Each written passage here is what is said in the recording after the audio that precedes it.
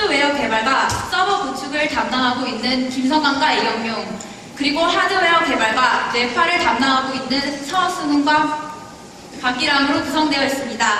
그리고 멘토로 김기창까지 하여 총 5명으로 구성되어 있는데요. 세상에는 다양한 사람들이 다양한 방법으로 의사소통을 하며 살아갑니다. 지금 이 자리에서 제가 직접 여러분들과 의사소통을 하나 해볼까 하는데요. 여러분들이 매우 목이 마르다고 가정을 하겠습니다. 그리고 이 넓은 공간 안에 물을 가지고 있는 사람은 오직 저 한 명뿐인데요. 그럼 여러분들은 저에게 물을 달라고 의사 표현을 하겠죠. 제가 여기서 3가지 제한, 조건을 걸도록 하겠습니다. 첫 번째로 음성과 손짓, 몸짓을 사용하여 물을 달라고 말씀해 주세요. 네, 몸이 없네요. 네, 감사합니다. 두 번째로 음성을 제외하고 오직 몸짓만 사용하여 물을 달라고 해주세요. 네, 감사합니다. 마지막으로 모든 것을 제외하고 오직 눈빛으로만 저에게 물을 달라고 의사 표현을 해주세요. 어떠셨나요? 의사소통에 사용되는 기능들을 하나하나씩 제안받음으로써 여러분은 의사소통의 답답함을 직접 느끼셨을 텐데요. 이러한 답답함을 하루 종일 안고 살아가는 사람들이 있습니다. 그것은 바로 ALS, 우리에게는 무게릭이라는 이름으로 더욱 유명한 질병인데요. 무게릭은 운동신경세포만 선택적으로 죽어가는 질환입니다. 그래서 하루하루 몸의 근육이 빠져가게 되는데요. 이에 반해서 지적 기능과 시각과 청각, 그리고 감각 기관은 죽는 순간까지도 정상입니다. 그래서 그들은 두 눈을 뜨고 자신이 죽어가는 모습을 보아야 하는데요. 미국에는 2만 명의 무게릭 환자가 살고 있습니다. 그리고 일본에는 1만 명의 무게릭 환자가 살고 있고, 대한민국에는 현재 2,000명의 무게릭 환자가 살고 있습니다. 전 세계적으로 총 35만 명의 무게릭 환자가 존재하는데요. 저희는 이러한 무게릭 환자들이 원활한 의사소통을 하지 못한다는 사실을 알았습니다. 또 보호자와 직접적인 인터뷰를 통해서 의사소통이 매우 필요한 기능에도 불구하고 원활하지 않아 고통을 겪고 있다는 것을 알 수 있었는데요. 의사소통 기능은 타인과의 관계를 형성하여 환자 자신의 삶의 질을 높이는 데 기여를 할 수 있습니다.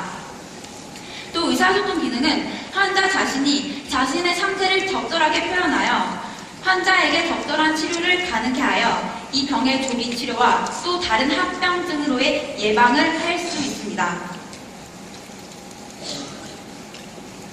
이러한 이유들 때문에 루게릭 환자들을 도우려는 노력들이 있었는데 그 중에 하나가 바로 안구 마우스입니다.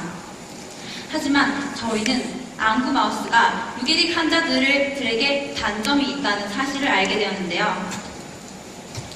첫 번째로 안구 근육의 피로도 증가입니다. 안구 마우스는 눈동자의 움직임을 통해서 커서를 이동하게 되고 눈 깜빡임을 통해서 커서를 클릭하게 되는 원리입니다. 따라서 장시간 안구 마우스를 사용하게 될 때 환자는 매우 큰 눈의 피로를 느끼게 됩니다. 또한 현재 안구 마우스에 사용되는 적외선은 흰자와 검은 자를 구분하기 위해서 사용되는데 이 적외선이 안구 접촉에 얼마나 큰 유해성을 주는지 현재까지 입증되지 않은 채로 사용되고 있다는 점입니다. 마지막 3번째로 안구 근육이 죽는 경우가 있는데요. 몸의 근육 세포가 하나하나 죽어가다 결국 안구 근육이 죽는 경우, 그리고 다른 근육들은 살아있지만 처음으로 안구 근육이 죽어버리게 되면 이들은 안구 마우스를 사용할 수가 없게 됩니다. 그래서 저희 팀은 눈이 아닌 다른 신체 기관을 이용하여 의사소통을 할 수 있는 방안을 모색하였고, 보호자와의 인터뷰, 그리고 식물인간이 뇌파로 의사소통이 가능하다는 결과를 통하여 뇌는 끝까지 살아있음을 느꼈고 저희는 이것을 목표로 하여서 뇌파를 이용하여 루게릭 환자들이 의사소통을 할 수 있는 어플리케이션을 개발하기로 하였습니다.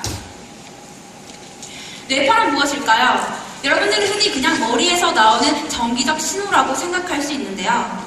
뇌파는 측정되는 부위와 또 주파수에 따라서 다양한 의미를 지니게 됩니다. 머리 앞쪽에서 나오는 뇌파는 감성적인 정보를 담고 있어요. 그리고 머리 중간에서 나오는 정보는 이성적인 정보를 담고 있습니다. 또 이러한 파형들을 FFT를 통하여 분석하게 되면 이렇게 5가지의 파형이 나오게 됩니다.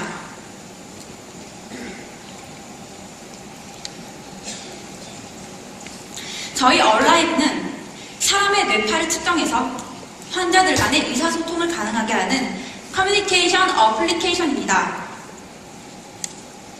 저희는 감정 분석 알고리즘을 완성하였는데요. 전전두엽의 각성도와 쾌적성을 비교한 연구를 통해서 집중, 안정, 희, 노, 애, 락 총 6가지 감정을 분석할 수 있는 알고리즘을 저희가 직접 구현하였습니다. 그리고 이 알고리즘은 현재 신뢰도가 90% 가까이 정확하게 떨어지고 있습니다. 또한 저희는 환자들에게 직관적이고 효율적인 UI와 UX를 제공하기 위하여 윈도우 8 앱을 채택하였습니다. 또한 저희는 윈도우즈 8 앱과 아두이노를 사용하여 저희의 얼라이브 앱이 중간에 매개체가 될 것입니다. 그래서 그들은 인베디드 시스템을 통하여 기계를 직접 컨트롤러 할 수 있을 것입니다. 예를 들면 생각만으로 불빛을 켠다거나 TV를 끈다거나 하는 기능을 현재 환자는 생각만으로 구현할 수 있게 되는 것이지요. 여기서 저희 얼라이브 앱은 비단 사람과 사람 간의 커뮤니케이션에 국한된 것이 아니라 사람과 기계로의 의사소통으로 확장성을 가지고 있습니다. 저희 얼라이브의 1.0 버전의 앱입니다. 저희가 뇌파 데이터를 받아와서 감정을 파악하여 보았는데요. 1분 동안 뇌파를 측정하고 그 뇌파를 분석하고 감정을 파악할 수 있었습니다. 이것이 저희 1.0 버전의 앱인데요. 감정 분석 페이지입니다. 해피, calm, anxious, distressed 총 4가지 감정을 저희는 파악할 수 있었는데요. 현재는 회피한 감정이라는 것을 나타내는 페이지입니다. 저희는 이러한 1.0 버전을 가지고 연세대학교 재활치료학과 강성우 교수님을 만나 피드백을 받았습니다. 그리고 저희는 그 피드백을 토대로 다시 새로운 버전의 어플리케이션을 다시 준비하게 되었는데요. 그 이유는 실시간이 아닌 뇌파 처리는 환자에게 이점이 없고 또 최소 10수년을 같이 살아온 보호자와 환자의 유대감을 생각한다면 감정 분석은 필요 없다는 것이었습니다. 마지막으로 의사소통뿐만 아니라 환자들이 스스로 컨트롤할 수 있는 동적인 기술이 들어간다면 진정으로 그들에게 도움이 될 수 있을 것이라고 자문해 주셨습니다. 그래서 저희는 약 2주 전부터 다시 어플리케이션을 기획하기 시작했습니다. 저희는 다시금 ALS 환자에게 진정으로 필요한 것이 무엇인지 생각해 보게 되었고 그것은 실시간 의사소통 그리고 더욱더 다양하고 기능적인 측면을 고려하게 되었습니다. 저희는 오픈된 하드웨어와 기본으로 제공되어지는 정말 간단한 API만 가지고 뇌파를 RFID 통신으로 아두이노에 통신하게 됩니다. 그리고 다시 블루투스를 사용하여 윈도우 8의 우리의 앱에 뇌파가 정송되는 알고리즘을 구현하고 있습니다. 저희 얼라이브 2.0 버전은 뇌파 분석 알고리즘을 통해서 윈도우 8 어플리케이션 프로토타입을 제작하였습니다.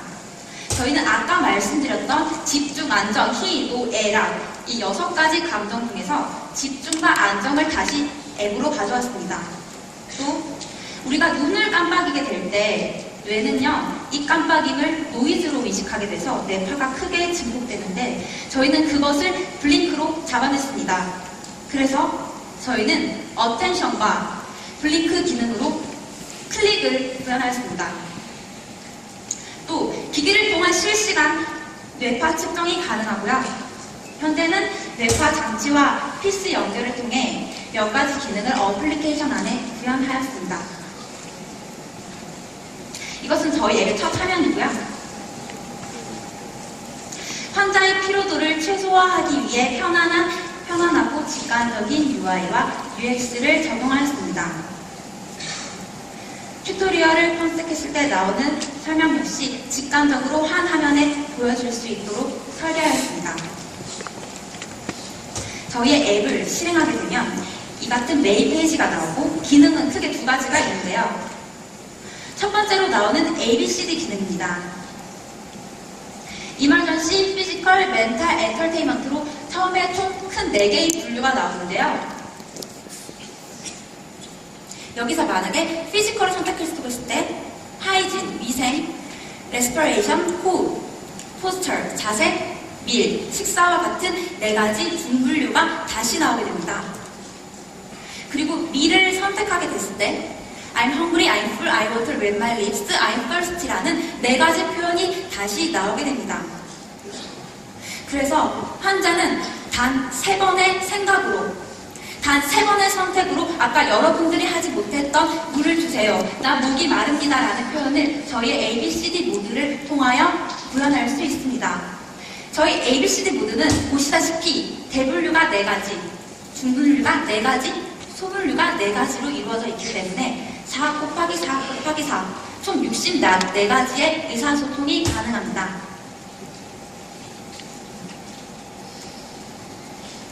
네, 다음으로는 키보드 페이지인데요. 글자 쓰기 모드에서는 환자가 ABCD 모드에서 표현하지 못했던 좀 더 다양한 의사소통을 문장 완성을 통해 기능하도록 구성하였습니다. A, B, C 2.5초씩 커서가 깜빡이게 되고요. 왼쪽에서 오른쪽, 위에서 아래로 커서가 움직이게 됩니다. 환자는 헬로우라는 글자를 쓸 수 있고요. 또 원 버튼으로 카피를 해서 다른 곳에 쓸 수도 있습니다. 글자를 쓰는 기능을 비교해서 안구 마우스와 저희의 얼라이브 앱을 비교해 보았을 때 가격적인 측면에서나 또 기능적인 측면에서 보면 안구 마우스는 1분에 5글자를 사용할 수 있지만 저희 앱은 1분에 12글자를 쓸 수 있다는 장점이 있었습니다.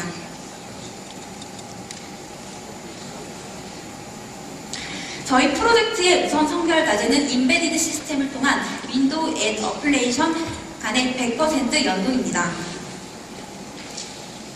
저희의 넥스트 플랜을 보시기 이전에 유저 시나리오를 형성하여 저희 앱이 직접 뇌파로 실행되는 장면을 시연해 보도록 하겠습니다.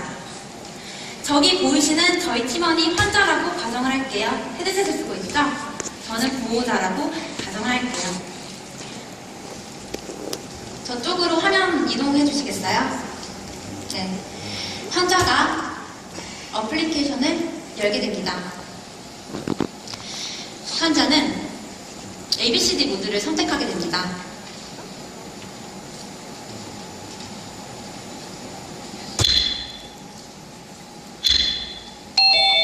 피지컬을 선택한 것 같습니다. 선택했네요.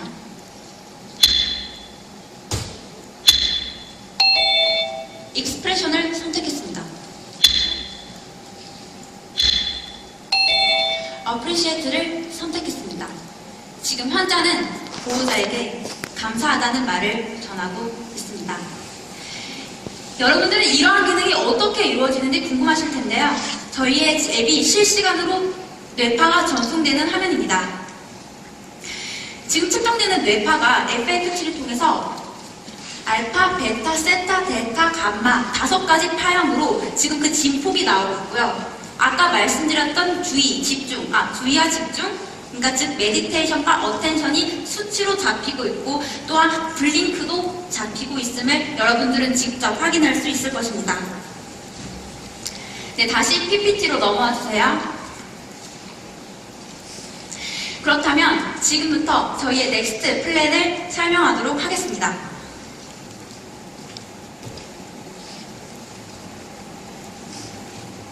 저희는 이렇게 실시간으로 받은 뇌파를 통해서 더욱 완벽한 컨트롤러 시스템을 구축할 것입니다.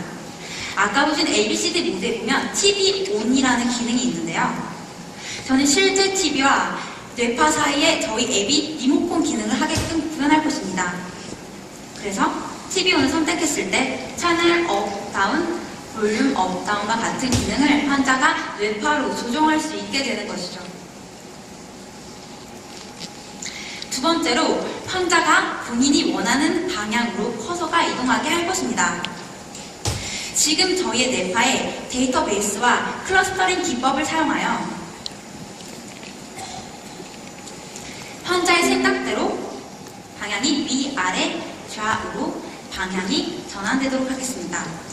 이를 사용하면 어플리케이션 이용이 더욱더 쉬워지게 되겠죠. 세 번째로 SOS 기능의 구현입니다. 루게릭병 환자의 사망의 가장 큰 이유는 보호자의 부재로 호흡 곤란이 있는데요. 루게릭병이 진행되다가 호흡 근육에도 마비가 오는 경우가 발생할 수가 있겠죠. 그러면 그때부터 환자는 호흡에 대해서 지속적인 관리를 받아야 합니다. 근데 한순간에 보호자의 부재로 호흡을 체크해주지 못하면 환자는 위험에 처할 수도 있는데요. 그래서 저희는 응급상황이라는 뇌파가 감지될 시에 이것을 저희 앱을 통하여 보호자에게 전달할 것입니다. 저희는 여기서 윈도우즈 애저를 사용할 것입니다. 그래서 모바일 폰과 태블릿 PC로 알림이 전송되어서 조금 더 넓은 SOS 기능을 실현할 것입니다.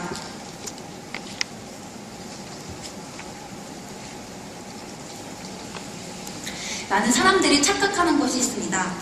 루게릭병에 걸리면 곧 죽을 것이라고 생각하는 것이 그것인데요. 루게릭병은 곧 죽을 병이 아닙니다.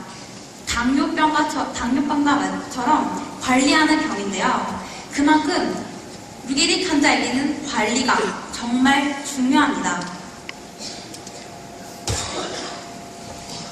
저희는 저희의 의사소통 어플리케이션을 통하여 환자가 자신의 의사를 명확하게 전달하여 환자의 관리에 영향을 끼칠 수 있고 또 근본적으로 환자의 수명을 수십 년이고 늘릴 수 있다고 생각합니다.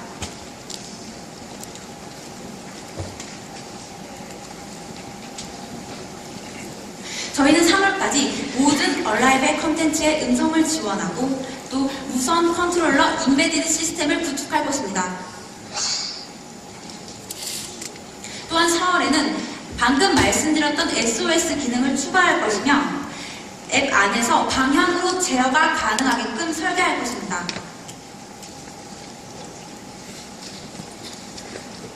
그리고 저희는 이미 작년 12월에 한양대학교 조한희 교수님으로부터 실험자 제공과 전반적인 피드백을 약속받았습니다. 그래서 저희는 5월달부터 환자들을 대상으로 저희의 실험을 계속할 예정입니다. 현재 생명공학에서는 줄기세포를 연구하여 아직 원인이 밝혀지지 않은 루게릭병의 원인을 밝히고 그 근본적인 해결책을 찾으려는 노력들이 이루어지고 있는데요. 이제 저희 라오나즈가 IT 산업에서 그들에게 도움을 줄 수 있는 새로운 솔루션을 제시하겠습니다. 저희의 IT 기술, 뇌파, 이것들이 환자의 니즈와 결합이 된다면 저희는 저희의 앱 얼라이브가 새로운 IT 줄기세포가 될 것이라고 확신합니다.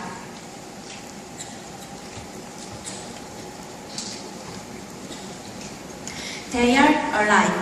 그들은 살아있기 때문이죠. 이상으로 라오나제의 발표를 마치도록 하겠습니다. 감사합니다.